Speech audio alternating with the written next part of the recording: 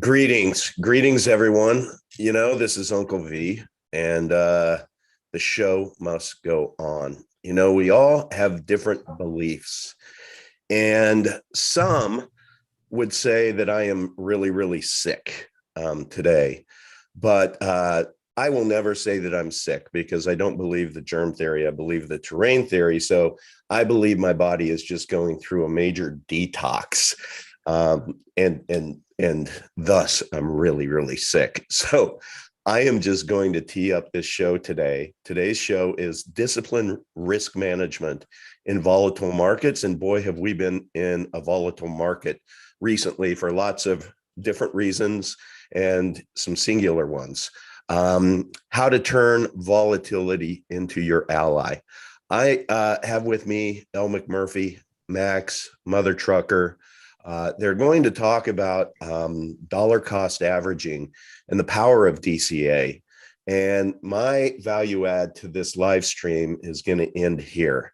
This is my counsel to all of you. And by the way, I'm going to say goodbye and go lay down and come back in like 55 minutes. But my counsel with regard to Epic Cash is dollar cost average into Epic Cash and chill. And I think that is the best strategy. So I'm going to shut off my video, guys. Sorry, but I just feel like crap, but the show must go on. All right. See you guys later. All right. So how are you guys doing today? I think the best way to start this show is to, first of all, define what risk management is. Want to take that one, Donna or Max? Yeah, I mean, there's risk and then there's uncertainty. And those are often found together, and they're quite similar, but they are actually different. So risk, like let's say you had a portfolio of mortgages and you knew that if interest rates go up 0.5%, then 1% of your people aren't going to be able to pay, and you're going to take some losses. You can quantify and model out risk in that sense, but what you can't predict is uncertainty. Oh, wow, there was a global pandemic or a tsunami or an earthquake or war or whatever. You can't account for that stuff.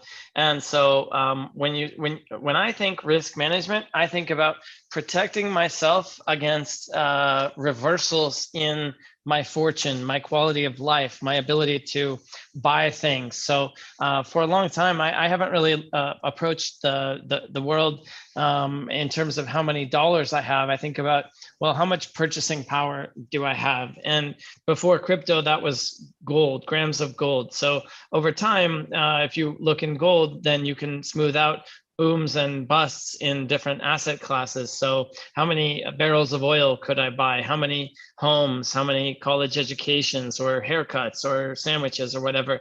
And so I'm trying to stay ahead of inflation, entropy, erosion, costs of operation and life and so forth, and stay ahead of that by adroitly cycling between things, buy into them ideally when they are inexpensive, and then sell when into something else that when that's overvalued. And so I kind of look at it as a triangle: the fiat complex, which let's call that dollars, the precious metals complex, really gold and silver, but let's call that gold for now, and then crypto. And I used to care about lots of crypto and do the basket of assets thing, and got my feet wet with a lot of different assets. And now to me, crypto just means Epic. And so right now, Epic is really cheap. Gold is cheap, Epic is extremely cheap, and the dollar is extremely overvalued. So that means that I want to get rid of as many dollars, ideally take on debt and have no dollars would be the ultimate sweet spot, and a little bit of cushion in gold in case early stage technology sometimes has problems and you don't want to starve. But really, the big bet is in Epic, and by that I mean the ecosystem rather than just the protocol itself, because it's still very very small. And so that is how I look at the world, and have been helping people inside our community position themselves. And I actually have some examples of former people that when we did the portfolio review, what they had at the time, and we can see how this would have played out. So those are my thoughts. How do you see risk management? If you're talking to me, I wasn't prepared for all of that, but I don't know that I can top anything that Max just said. Hello, everyone, and I'm out in the truck up in Hannibal, Missouri, so I'm kind of a standbyer here, but I was brought on because I'm been in Epic, and basically the same path as Uncle V, same time frame too, and I keep buying every week, and then I get my dollar cost averaging is still I'm still 3x right now. I mean, in this low period, I'm still more than 3x actually. So on my money versus how many Epic. So I don't know if you want to go into that right now. Yeah. Like one of the things that I like to look at when discussing this subject is how risk management differs for different kinds of people. When you talk to people who are in crypto, they'll always say you have to be diversified because you want to mitigate risk in case one asset goes down, and you want to have X amount of cryptocurrencies. You want to have Bitcoin, you want to have this or that. And like, to me, that makes no sense, because let's say you have real estate, you have precious metals, a company, whatever. You're already diversified into whatever your company produces, real estate.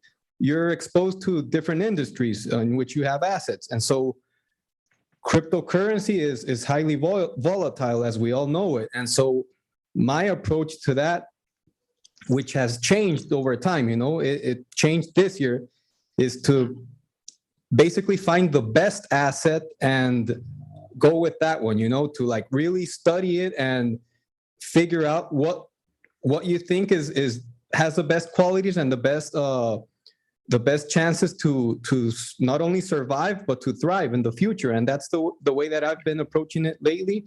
And it's been in terms of results, it's been way better than to have a more risk management approach in which diversification is the main element. So for me, it's been pretty simple. And like, I get a lot of questions from some people that are telling me, like, how much should I invest into Epic? And like I said before, that's something that each person needs to figure out, what their personal balance sheet looks like, how many assets they have, in what are those assets made up of, what are their liabilities, their net worth, how much are they willing to spend to have on a volatile asset. And personally, I have I'd say approximately between at least 70% of all my assets are in Epic. So it's quite substantial for me, but other people might see 70% in an asset that's as volatile as Epic. But then again, you have to look at what the person believes is high risk. For me, high risk is having money in the bank, and that's another issue that we can go into. I don't know if you want to have any thoughts on that, Max, in terms of why it's risky to have money in the financial system. I know that you've had some past experiences with that, so maybe you can go into that a little deeper. Oh boy, I was just pulling up a little spreadsheet based on a prior student in the background. Go ahead, Donna.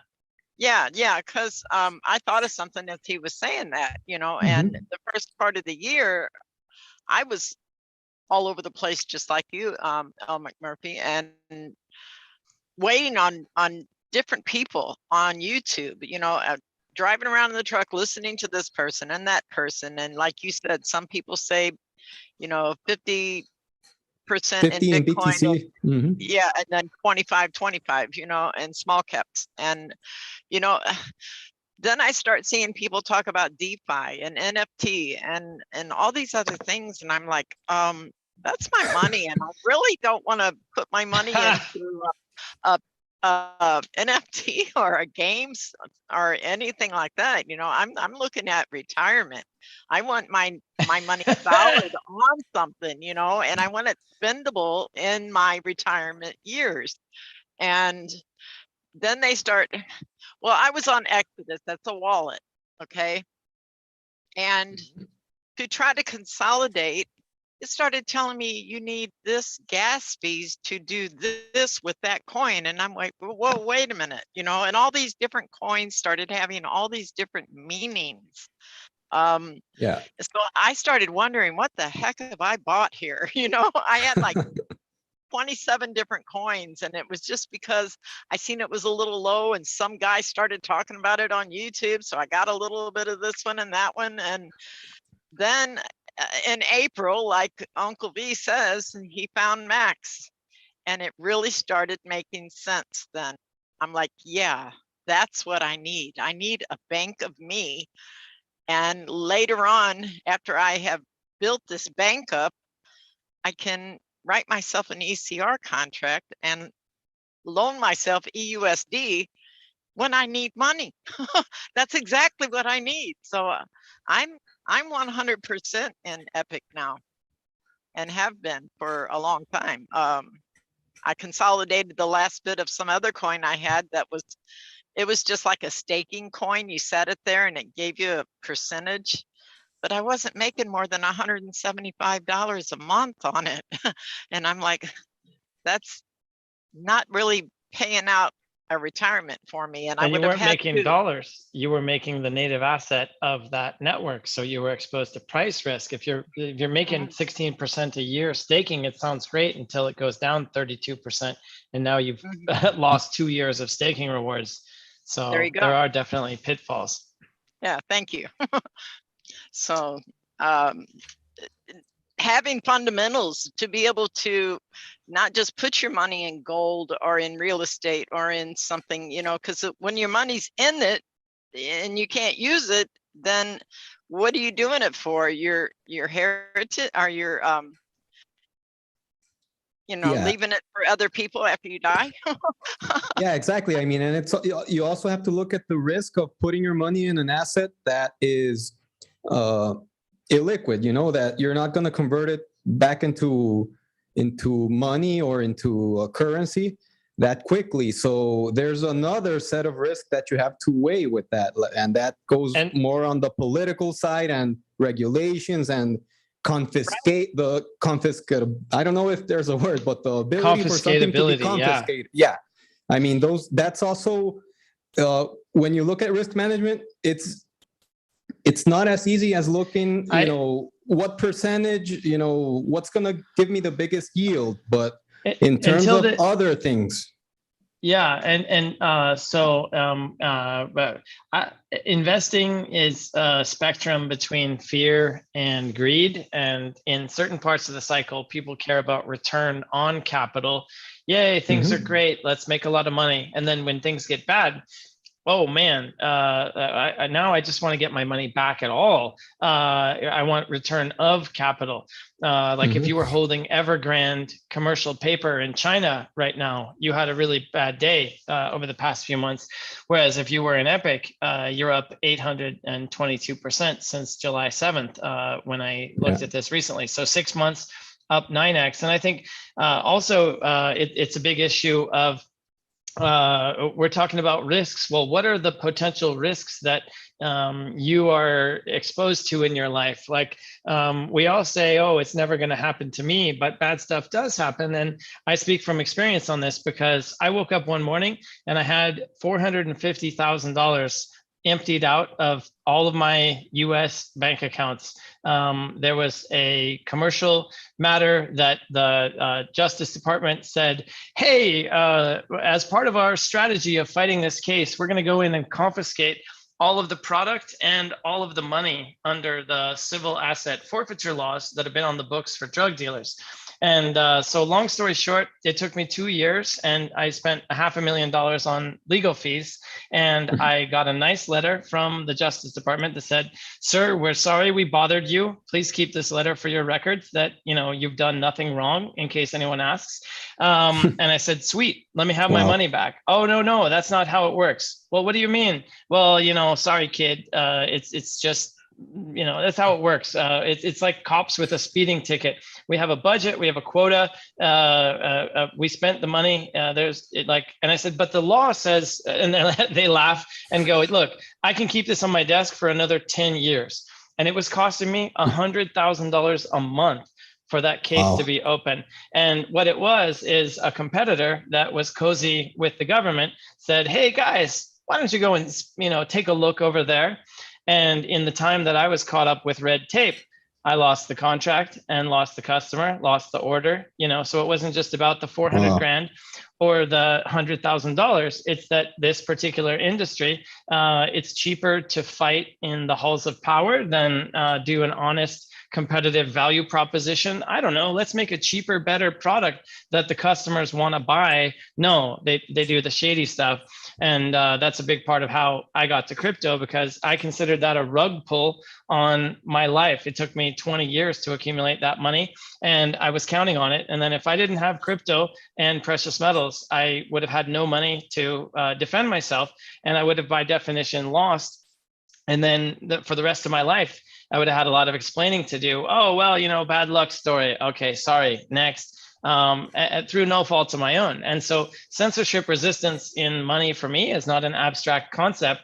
And I discovered that my situation was so common as to be unremarkable. I thought, okay, I'm going to go to the media. I'm going to tell my story. Small businessman starting from nothing, building it up over 20 years. And then they come under laws passed decades ago for drug dealers. And, you know, in 2014, the curves intersected. The amount of crime out in the actual world, like robberies and thefts and embezzlement and fraud and all that, all crime combined is less than the amount that is stolen every year from people like me. And so, you know, some people care about tort reform, and to others, it's an abstract concept. I've never been involved in anything tort, so I have no idea.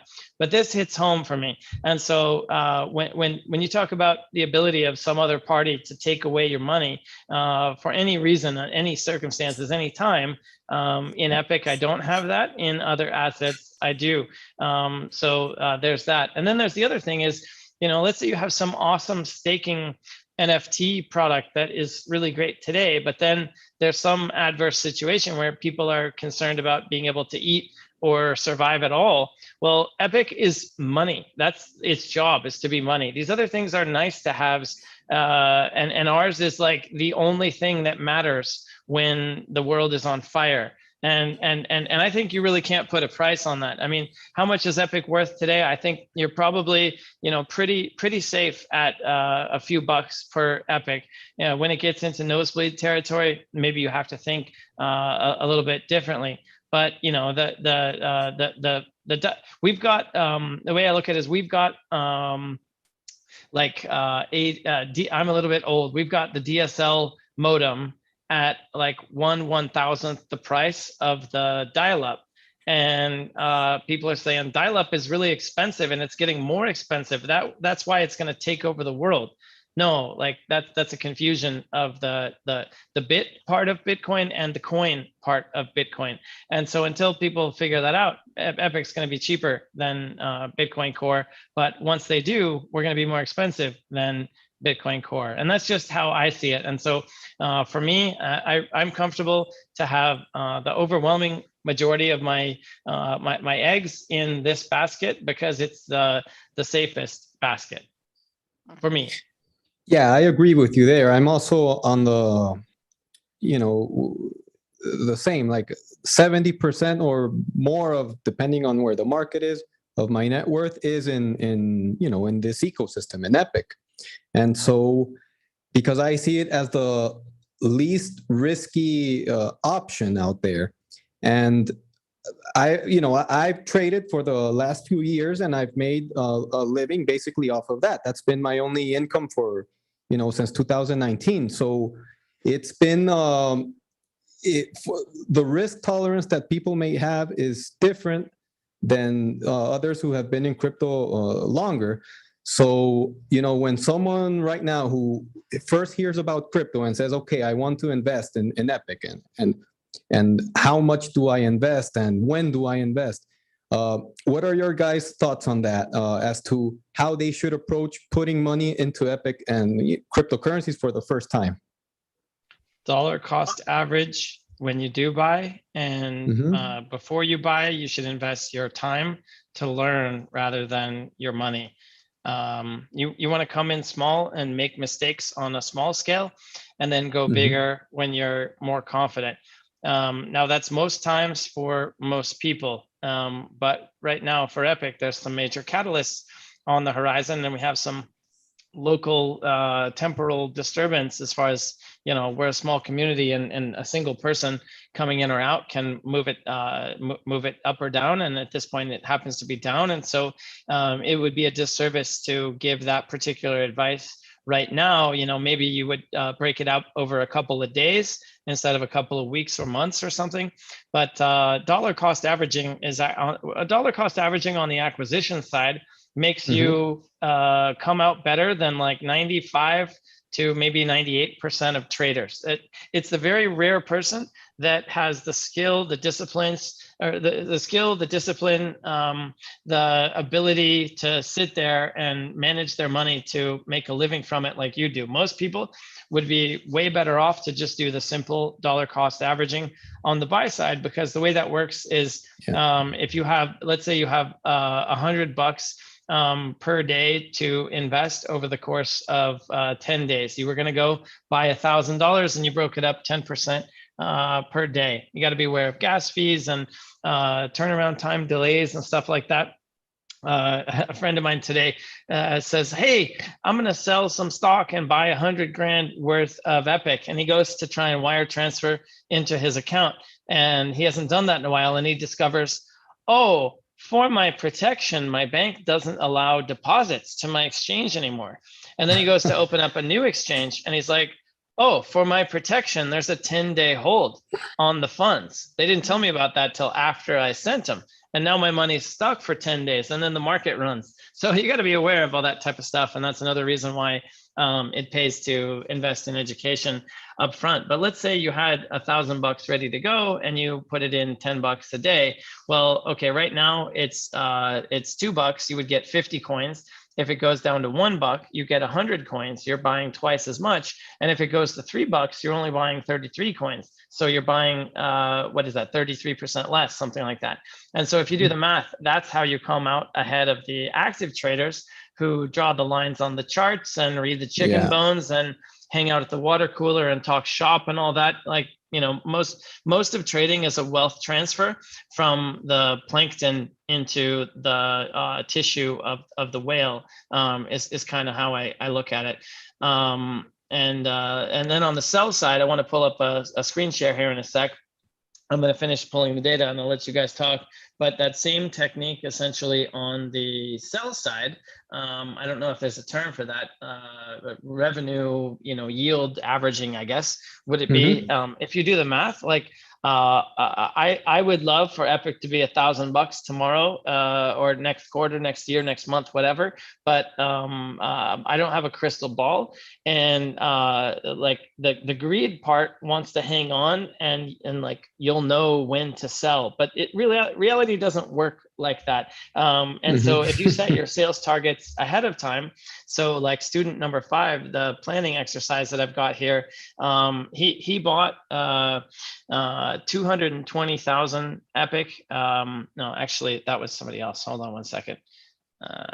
Give me one moment. Oh, that was the wrong one. 22,000. And I said, okay, let me pull that up. 22,000 Epic at $1. And I said, okay, for this student, actually here, let me pull it up here. I'm just going to share the screen. All right, can you guys see that? Yep. All right, so start out with 22,000 Epic, they're $1, great. Okay, and I haven't followed up. I don't know if you did this, but when it gets to $5, sell 10%, and then you pull half your money out. So psychologically, if you're playing with house money, you still have 19,800 coins, but you have half your money back. So when the market goes down, you're not worried. You're like, well, maybe I should take my 11 grand and go buy some more, because I got from $1 to $5 and I didn't go crazy, and I still have most of my coins. And so then if you do that math, selling at every level predetermined on the way up, by that second level, call it 12.5 bucks, here it rounds to 13, you've taken out almost 3 times your initial investment, and you still have 80% of your coins. And so a lot of people use their sideline as dollars, but there you have the melting ice cube, because the inflation is constantly eating away at the dollars, and you have that censorship risk. But if you're sitting in gold on the sidelines, and with CGT token, that's possible. We're working hard to make that easier and bring the gas fees down and all the other reasons why people don't necessarily do that a lot today. But you can sit safely to the side in gold. And then when the market freaks out and there's blood in the streets, you've got liquid cash there ready to buy, because gold is always going to be valuable, or at least, every scenario that I would want to think about. And then you're really in the catbird seat, because emotionally you can ride out the waves and know that you're cool hand Luke, just being on the right side of this. So that's the core of the strategy, is just don't FOMO in, stretch it out a little bit. If you want to play around and do some trading and polish your skills, do it with small money. When leverage options come in for Epic, be extremely careful. Most people lose most of their money on those. Yes. And just, play it safe. This is the opportunity. You don't want to be the guy that says, I could have been a billionaire and all I got was this lousy t-shirt. We've all seen those tweets of somebody on Twitter from 2011 going, ha ha, Bitcoin crashed 80%, you suckers, I'm out. And then he's a meme. He has to change his Twitter handle for the next 10 years because he's getting laughed at. You don't want to be that guy. I have a question as you're explaining this way to do things, Max. Can you put it, when you're pulling that 10% off, can you put it into EUSD right now? Or not right now. Real soon? Or D3? Or soon is a 4-letter word in open source cryptocurrency projects. You'll never get me to say soon, but we're working very hard, as we have been for a long time. So no specific. Then, excuse me? Futuristically, you would want to put that into the EUSD rather than into a USD, right? Well, yes, of course, but you still face the melting ice cube problem. So pre-pandemic, It was 4 trillion was the US M1 money supply. Now it's 20.4 trillion. So the same pizza pie has been cut from 4 slices into 20 slices. That's why you go to the grocery store, and when there are things, it's very expensive. It's not that things have gotten more expensive. I mean, yes, they have in many cases, but it's basically that the unit of measure has gotten shorter. It used to be a certain amount of economic energy was represented by this concept we call a dollar, and now that same quote dollar goes less distance. Okay. Yeah, and what you're saying right now, Max, like I can relate to a lot, because at various points in time, I've had to kind of like plan my budget for, the next 6 months, 12 months. And I've had to find a sweet spot of how much cash I want to have available, for regular expenses, buying items, any major expense that I have to do.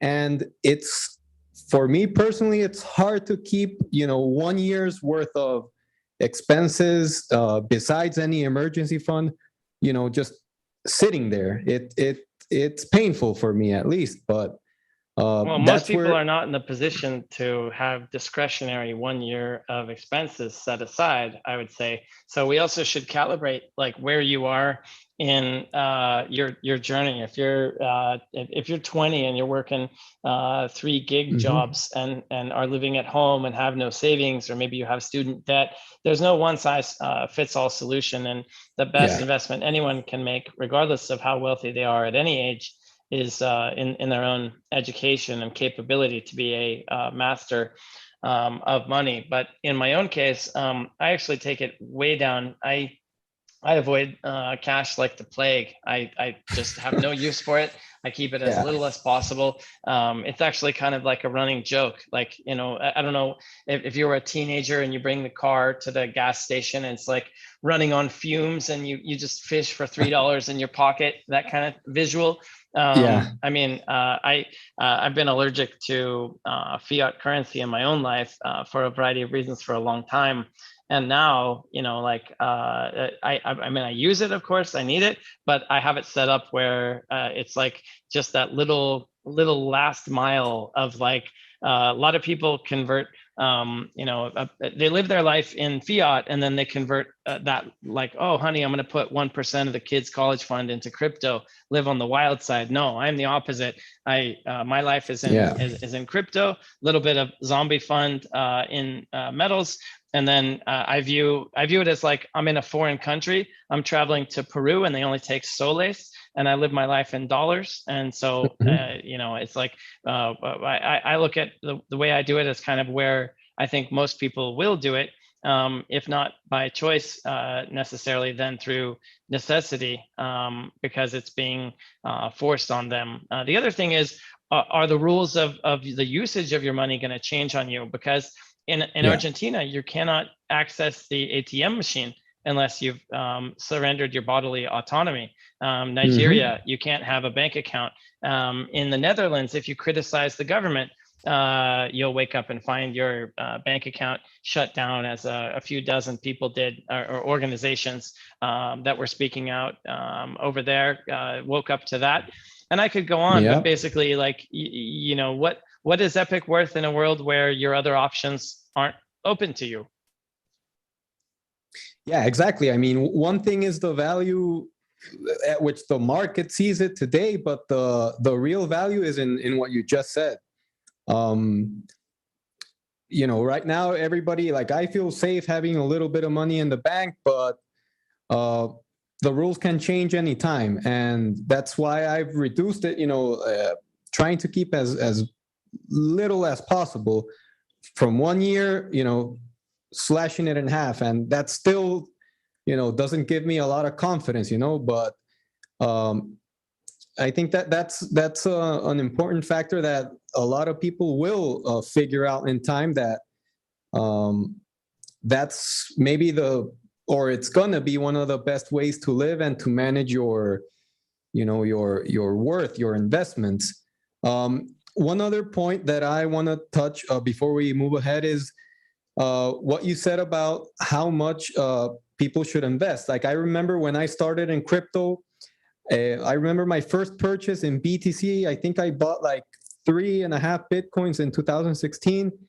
And I started leverage trading, and I did well for the first 2-3 days, and then, put everything in one position and lost it, woke up, and I was like, wait, where's my BTC? And it was all gone. So uh, and I did that like a few times during that year in 2016. And so one of the things that people need to understand is that they also need to look at their personal finances. Like, if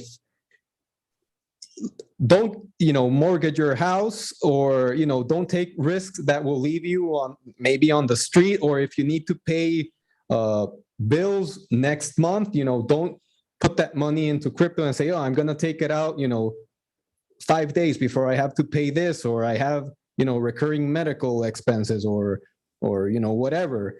I think that's also important for people to understand, because many, like myself, when I started, I was using money that I really didn't have, or that I was supposed to use for other meaningful expenses that come up in life. So That's also important.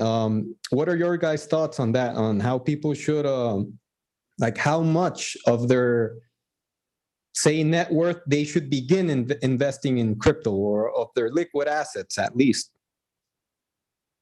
I don't look at it as an investment. I look at it as how much cash do I want to have on hand, and Epic is the hardest currency and best form of money on the planet. So I look at it the opposite. You know, how much non cash, non money, like lesser.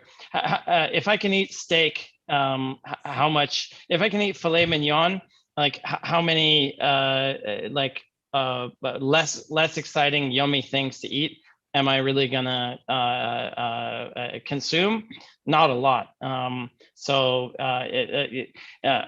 think there's many parts to it, not just the where you are in life, but also your viewpoint and what you're trying to achieve. So if you're trying to create more dollars for yourself, then that's one thing. If you're at a later chapter in life versus being younger, I would actually push back, since we're talking about crazy heresies, crazy heretical ideas for people's money. You said don't go crazy and mortgage your house. Well, I actually did that multiple times. Like when I could borrow money at 2-3% for 30 years, and the US dollar is hyperinflating, and I can get free leverage and go all into crypto. I did that multiple times. When back in the boom time, like you, when I was trading, oh wait, the market is half off because of China FUD today. Hey, Bob, yes, I'll accept your loan offer, and then pay it off, the next month, next week, whatever. When you get axiomatic about like, we must always be diversified, or don't put all your eggs in one basket, or never bet the farm.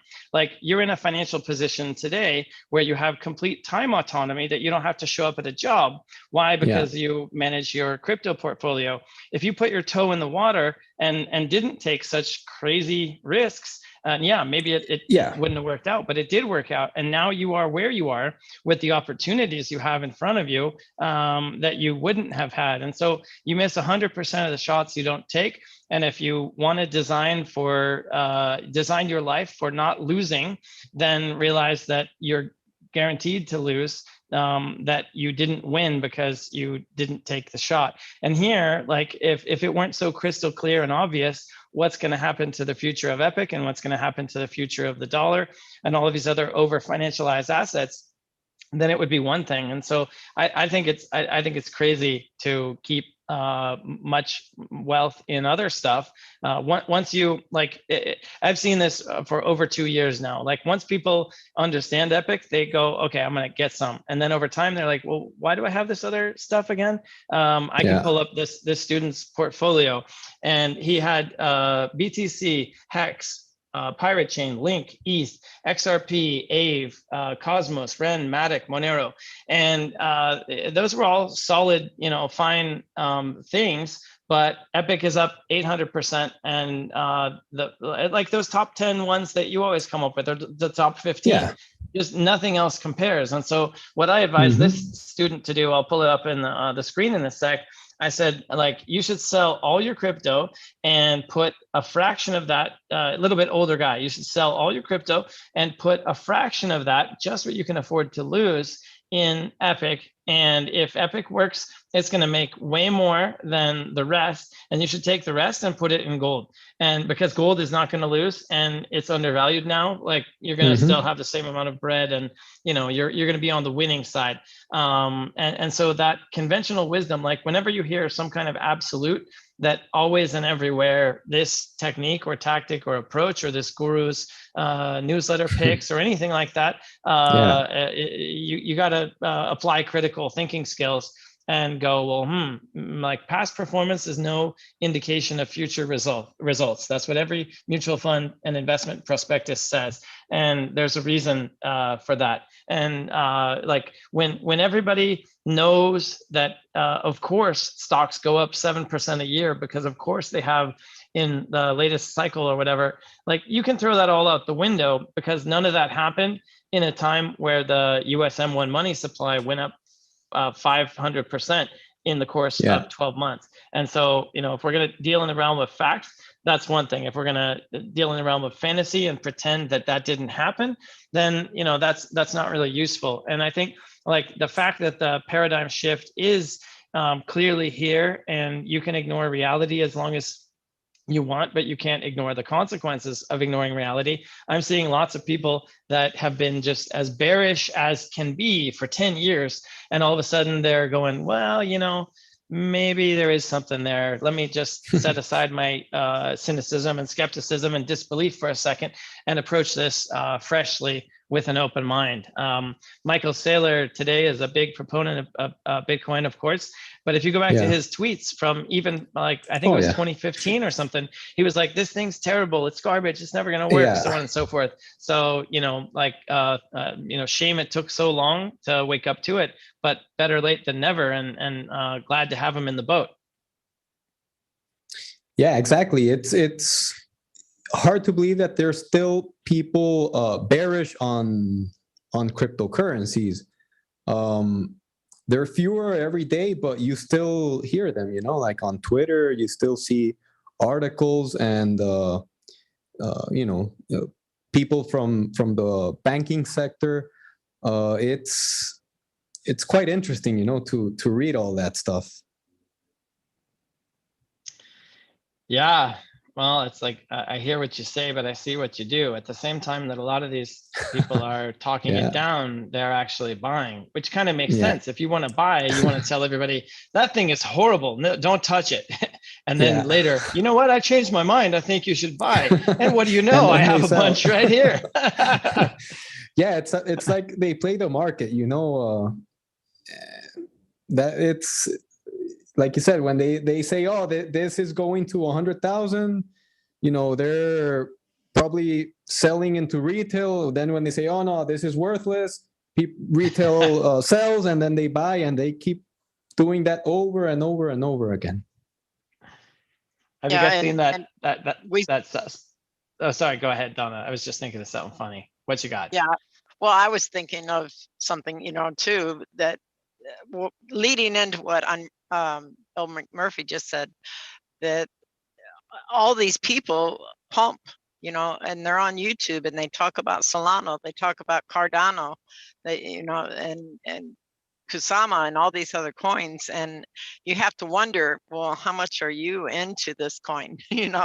That's why you're saying to put your money into that coin. And or a lot of people who don't know anything about crypto, and you start trying to get them to understand about crypto, they get on that path rather than listen to somebody who's already been on that path a couple of years ahead of them. So it's hard to tell a grandchild or somebody, hey, I found it, I found the one. This is it. Yeah, because it's a shame because I know a number of those YouTube guys that like hot next altcoin, like click here to make 10,000 times your money, those type of guys, and they laugh. They will promote whoever pays them, and that's the deal. Most of them don't own what they hold, or if it is, it's a little bit, and they laugh. I'm like, why did you come up with $27? Bro, I took a bong hit. I threw a dart. Like, I had to get a video out. Like, are you kidding me? You have 14,000 people that think you're producing quality work. If they're dumb enough to listen to me, they deserve to lose. And then you get into like setting up the short side and rug pulls and ripping eyelids off and stuff. It's hazardous. It's an extremely dirty game. There's an article called Ethereum is a Dark Forest that talks about how in Ethereum, if somebody puts a trade through and the market moves, then miners will actually go and rearrange transactions in the block to take the profit out. Let's say you were willing to buy at 275 and the market moved to 285. They'll basically take that $10 and go here, like, there's a conflict of interest there based on the transparency. And those are insoluble problems. And so we've had a no marketing or no paid marketing approach, and not that we're religious about that, like it must always be that way. But Donna, when you tell your loved one, hey, I found the one, it's like, Grandma, who the hell are you? This guy is a genius, like trader. Look, he knows all the lingo. Well, that guy is selling snake oil. You know what you're talking about. But when you're like, yeah, Grandma, owns a trucking company now, son. Well, then they're buying in at 10,000 times what you did, and they're not going to make 10,000 times, because trees don't grow to the sky. So you have this kind of chicken and egg problem. And hopefully part of this stuff that we're doing here is what helps open people's eyes to that. There's no reason that everyone in our community today, regardless of how rich or poor they are, there's no reason every single person can't be a millionaire. And I know that sounds crazy, but that's also not going to be a lot of money, because if you go back to other eras in history where we've been in this kind of situation, you have like wheelbarrows full of bread, or like children playing in a dump truck full of Venezuelan bolivars, or I don't know about you guys, but I've seen a lot of that type of stuff. And that's basically where we are. There's the unfunded liabilities at the U.S. Nation level. I don't even know about state and local and all the off balance sheet stuff.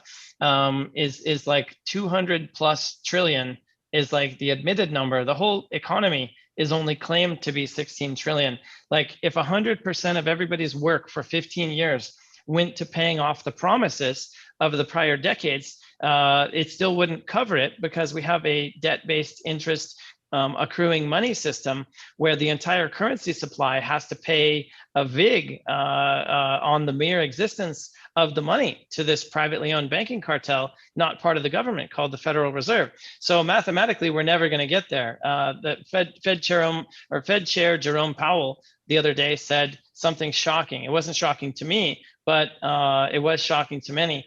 And he said, the current trajectory is unsustainable. And that's Fed speak for one of these days. Like this argument that you can print the world's reserve currency and you're never going to default. Well, that's what blew up long-term capital management in 1998 and nearly took the world economy down with it. That's a big part of why 2008 shook out as it did, with who got bailed out and who didn't. It was a reckoning for long-term capital management. So all these things have very, very deep roots. And as I always say, everything old is new again. And there's also this issue of systemic risk, where let's say you have your value tied up with a certain counterparty, a custodian, a blockchain that's centralized, that relies on a team, or maybe is deemed to be a security. Today's like, yes, I can click and sell out and get my $5,000 back at any time, is tomorrow's, oop, trading suspended, like this thing's never coming back. If you lost your money at Mt. Gox, you like, have they even paid those guys yet? All these years later? I think they might have. It's getting close. But I mean, imagine waiting 10 years. Or they're about to begin, yeah. Yeah, but anyway, you don't want to be in that position if you can avoid it, so. Yeah, no, absolutely. And one point you mentioned about how Epic has taken an approach about not paying for marketing, which it's not always going to be the case, but going from zero to, $40, $50 million market cap with zero in marketing, I don't think there's many projects that have been able to do that, because most of the ones that I've invested, or that I've, done some research into, it's pretty much the opposite. It's, you gather the VCs and you get the funding, and then, you all have your bags ready. Let's start promoting this. And then you slowly sell into retail. And, that's when people are left holding the bags for a long time. And you still see that in many of the top projects right now. Yeah, and that's why they don't stay top projects. So if you look at the coin market cap top 20 from 2021 and 2019, it's almost completely different. You only have like BTC, ETH, XRP, Tether, a handful. And then if you go back to 2017, completely different. 15, 13, and so on. And so the best of these, even if they don't fail, they stumble. And so like if you're doing that diversified strategy, a grab bag of the top 20, like I'm going to diversify across the entire North American uranium mining sector. No, that's not how this game works. People that are selling you a mental model of mutual fund investing for your 401k are not bringing the right skill set to here. Yeah, exactly. And like one example that I was looking at is Amazon, like Amazon stock, for example. I think it had a rise. It started trading maybe $1, just over $1, and then it went up to like $110, crashed back down to $6. And back then there was a lot of perceived risk, but they managed to build out, roll out their tech and get things right. And so you can't think that because the price of something in US dollars corrects itself significantly, that should actually be something that investors, if they're looking at it from how many dollars can I produce, that's where they want to be. They don't want to be in an index fund. They don't want to be in something that's going to generate 12%, 20% a year. They want something that's going to, investing whatever percentage of their portfolio into something that might do 100x, 1000x in the next couple of years. So I think that's also one of the things that attracts, at least from people I've spoken to, that's why they're interested in investing in crypto. And as they read more about Epic, then they figure out, oh, well, this is not just an investment. This is actually money, the hardest form of money that there is, and an ecosystem that can possibly be I believe it'll be the most important monetary system, the most used monetary system on the world. In the world, yeah. The world, sorry. Right. No, seriously, I found out about the worldwide, the transparency of Max telling us that it is worldwide. And I personally have found out that to be true, because I am talking using Google Translate with some of these other countries and listening to their questions back and forth to each other. Isn't it cool? Yeah, it is. We hit 30,000 miners for the first time the other day. It's a little bit down with the price decrease, but it's still usually around 20,000. And you know what? Like a lot of projects will take shortcuts, like on the pool level, like some of the earlier Mimblewimble coins, like they would go set up their own pool and then they integrate that in the wallet, or go to their brother-in-law, hey buddy, you should set up a pool, and that accelerates the time to market. But it also shows that it's not a fair ecosystem, because why does brother Bob get that kind of deal? And in our case, like we didn't have a lot of pools right from the start.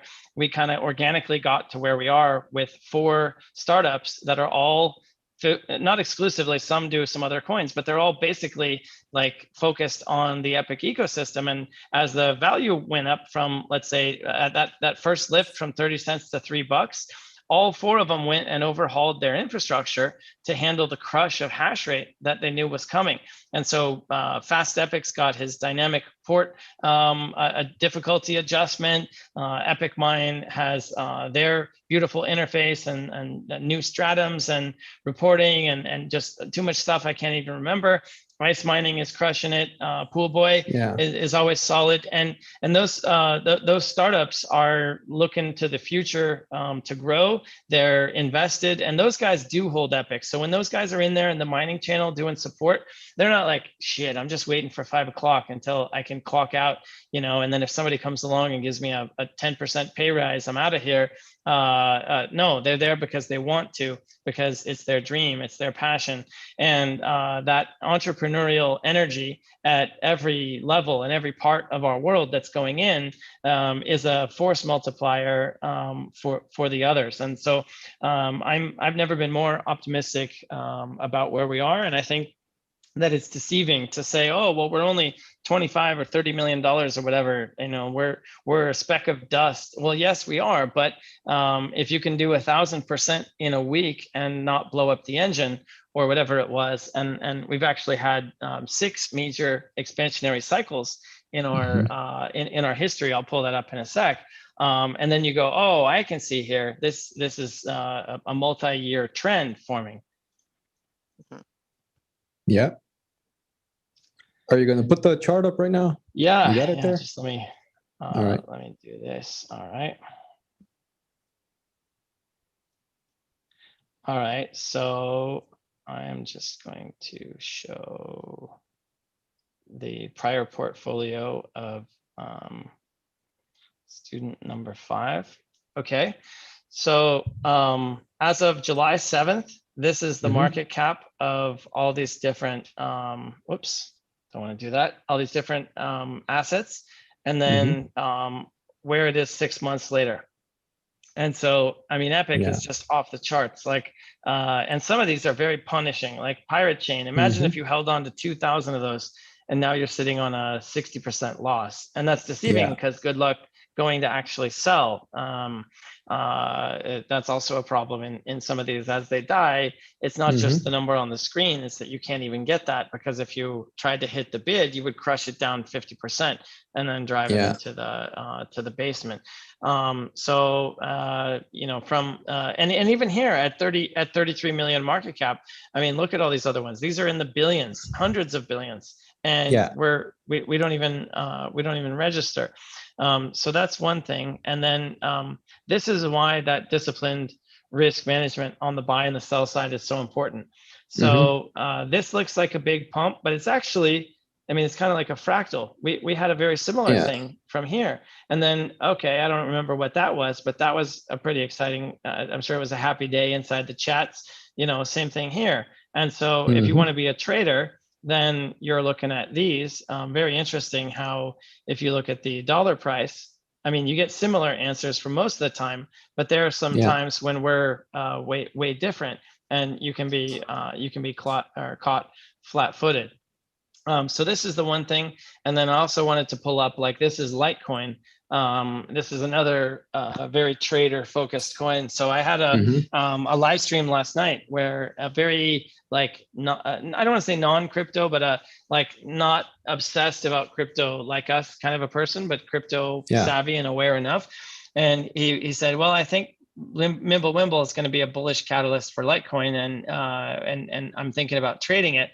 And I said, well, okay, you can, but if your goal is to make money, okay, if Litecoin on that news went the highest it could conceivably ever get to, based on this 5 or 10-year history at this point, you might go from 250,000 BTC to 1 million BTC.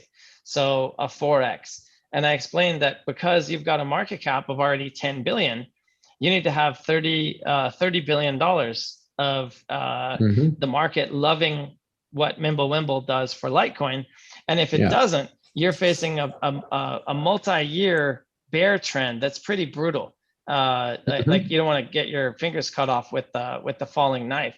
And so I said, all right, if you want to 4x your money, then let's go over here and look where everybody who has ever been a part of this thing, I mean, except for the last month or whatever, but that'll reverse, because we've been there before with all these different dips, and we're continuing to build. Like, the pace of innovation is greater, so we've got more positive catalysts on the horizon. And so I said, like, I'm biased, of course, but I think if you want Mimblewimble, you probably want it always on rather than part-time, and you probably want that operating off of a $30 million market cap base rather than a $10 billion market cap base. Right. Yeah, exactly. Can you put the log scale on that? Yeah, so that this is like the other chart looks, for traders, it's like, oh, it's scary. But if you look at it at the log scale, I mean, it's quite clear the distance we need to travel to get to, say, for example, 100,000 sats or 1 million sats. It is achievable within a relatively short amount of time. So yeah, to me, it's a no-brainer. Having invested over the last few years in top coins and say at least all the top coins in the top 150, 200 coins, for me, it's a no-brainer. Putting all of my eggs in Epic. Well, why would anybody want eggs that are going to be rotten and Yeah. turn into dust when you could have this? So if we go back here to November 19th, like this is really the proof of the pudding is in the eating. And so back when we first started, the market only trusted us to store 18 BTC worth of value. And then we were only worth 5 BTC worth of value. Now, back then there were 23,000 coins a day coming out. And I mean, good luck using the CLI wallet and pulling your hair out and all that stuff. So, we may think our baby is the most beautiful baby on the planet, but the market value of what the world thought about us, the net consensus of our value was that we were worth a whopping 5 BTC in November 2019. But then look how that changes. Oh my God, we're worth 100 BTC in July of 2020. Okay, we got some building to do, but wow, that's 10x. So 10x, 10x, 10x, 3 10x's is 1,000x. And if we've done 3 10x's, that means we're going to do the next 3 10x's. And these things are accelerating phenomena. It's like a flywheel. The bigger we get, the bigger we can get, and the faster we can get there. Because our business doesn't matter to people when we're trading 100 grand a day. When we're trading 100 million a day, that's a different conversation entirely. Yeah. Yeah, exactly. And one of the things that I like most about this project is the fact that there's no company behind it. There's no, SEC is going to sue you, the company that's behind this protocol. So that's something huge. That's really a standard for cryptocurrencies. It should be the standard for cryptocurrencies. I think it will be. Yeah. All right. Well, I think we wrapped the hour. Thanks, everybody. I don't think Uncle V's back yet, but no, we'll he's let here. him. Hey, welcome. He's still on mute. This is such a refreshing change. We should keep it like this always. Nice. Thank you guys for doing that. Really appreciate it. Yeah, that was the easiest live stream I've ever done. So, okay, cool. Well, everyone, thank you. I can't wait to come back and watch this myself. But I hope everybody has a great, what is today? Thursday? Thursday. Thursday. We have the live stream tomorrow. Wow. Friday's come up so fast. Is it Friday or Saturday? Oh, yeah. Epic Cash Live. We have our Epic Cash Live tomorrow at noon, and that's going to be outstanding. And then we have something different for you on Saturday night, 7 p.m. Eastern time. And the question is, when you take a look at the Epic Cash coin and you see it, that circle, right? Is it flat or is it round? Does it look flat or does it look like a globe? Well, we're going to, again, not non-crypto, but we have some friends. Maybe many of you have heard of David Weiss and Jaronism. There are people that challenge this world, things that'll break your brain. And we've invited a couple of them on to be able to come engage in a conversation where our minds are open, and we just want them to kind of lay out why they think our world isn't what we're told on TV. You mean it's not pear-shaped? The only thing pear-shaped these days after the holidays is my waistline, buddy. My head is an oblate spheroid. Yeah. So really, I think it's going to be a lot of fun. I know Dave and Jaron personally, and they're just great guys. Have been following them for a long time, and they are both incredibly crypto savvy, and both of them are epic investors. So this What does that say? this is as much, guys, to be able to give them a platform to come on and talk. And I think their communities will appreciate it a lot. That we are open-minded. We're able to give them audience to be able to kind of present their case. And Awesome. yeah, I can't wait. I can't wait. So that'll be Saturday night at 7 p.m. And then, goodness gracious, the following week is going to be pretty light on live streams because we're going to Miami for the conference, but we will be back on Friday for Epic Cash Live. And it should be a good one next week because we're going to be able to give you a summary of all of the meetings that we're having to where we're taking a deep dive into the roadmap and benchmarks and the dreaded word we never like to say, which is timelines, but putting things on the map. And so we're going to work hard for you this next week. All right. Hey, everybody in the chat, thank you for joining. Again, I apologize for me being MIA. It just felt like crap. So thank you, Mother Trucker, El McMurphy, and Max for pinch hitting. I really appreciate it. And whoever gets ticked off at me because I always cut these live streams off early, at the risk of me looking stupid because I hit end and then I guess I cut you off. You'll just have to bear with me if I just stand looking at you and I'll just give you the stupid look. All right. So we'll see you. Feel better. Go feel better. Thank you. All right. We'll see you guys tomorrow at noon. Okay. Thanks, everyone. Cheers. All right. Bye. Bye. Am I looking stupid yet?